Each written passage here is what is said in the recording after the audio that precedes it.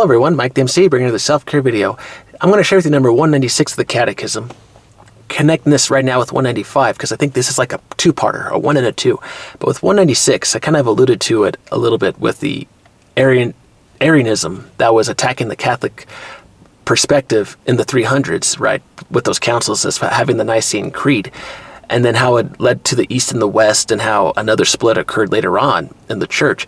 But looking at past the differences, now trying to wrap up this two-parter of 195 and 196, looking at it from this perspective. Okay, now that we know the faith a little further, our history, now we can define and defend the faith with the knowledge that we got.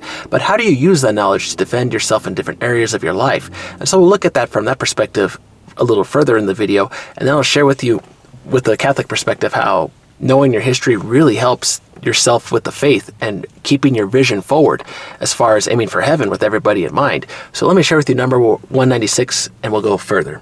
So our presentation of the faith will follow the Apostles' Creed, which constitutes, as it were, the oldest Roman catechism. The presentation will be completed, however, by constant references to the Nicene Creed, which is often more explicit and more detailed. But why was it more explicit and detailed? It was because the Arianism heresy wanted to say, hey, God is not all man and all God for Mary, right? This is not true. And so that way, therefore, it's invalid that our Lord or Mary was all holy and full of grace, right? There's so much to that Arian heresy that I wish I knew more to share with you, but basically it's a heresy that was attacking the Catholic perspective. And so with 196, the Nicene Creed was so explicit, more detailed, to just validate that our Lord is God, man and God, coming from Mary, all full of grace, all human, Mother Mary, yes. Full of grace, though, is the idea, though, is the truth that, yes, she was blessed by our Lord. And so now we go further and to defend the faith from this history, because now that we know history, we can defend ourselves a lot more. You go out and now have a debate with somebody, and say you're not prepared, and like, how am I going to talk with somebody? How am I going to sell something if I don't know what I'm selling, right? You got to be prepared. You have to have that preparation, because without preparation, there is sure to be failure, right? You look at the Roman emperors that said that saying, and you're like, okay, that's why they were so victorious throughout the centuries, because they were so prepared. They had all the armies prepared. They had all the resources set up. They knew the plan and the map. They knew how and when to send their armies across the land in order to conquer territories at the right time, so that way they can control and maintain. So here's how you control and maintain an argument with people. You know when to say the argument. You know what part of the argument. And then, as you're drawing people in with that curiosity, throw in the good vision in this perspective.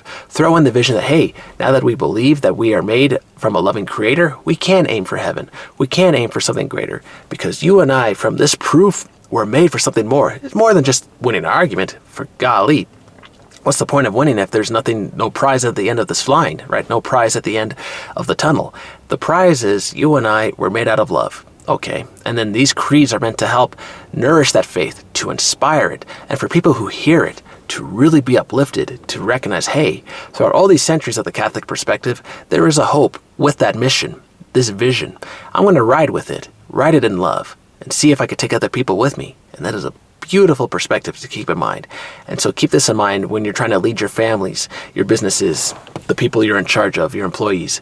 Guide them and inspire them to be good, to be the best that they can be with their skills. Yes, we're going to have to hire new people, and people and situations always come and go in life. That's just part of it. So don't take anything personally. But when you train people, train them with this idea, this vision that they can become leaders in their own right.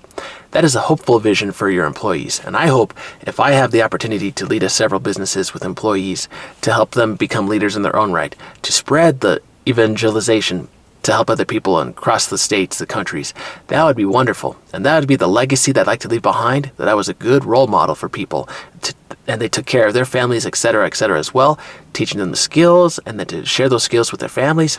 What a wonderful thing. Sharing, not a creed, but really sharing with you a lesson, and the lesson that it lives on beyond words. It's within the heart, within the mind, the soul, all part of you. So that way you are now a living role model of what you believe. And I believe that you and I can do great things. We have skills and we have the opportunities to do good. So don't give up on yourself. Be strong and always remember that we can do and uplift people to do more than what they thought they could and inspire them to be the best that they can be. We got this. We are coaches. We're going to coach people to victory. All right, everyone. Hope this video finds you well to kind of connect 195 with 196. The church will always have its proofs, and it's just your responsibility with how you use those proofs as a coach to do good for people and to inspire people, I hope, to become leaders in their own right. That is my perspective and my legacy. That is what I hope to inspire. All right, everyone. Hope this video finds you well. Take care. Have a good one.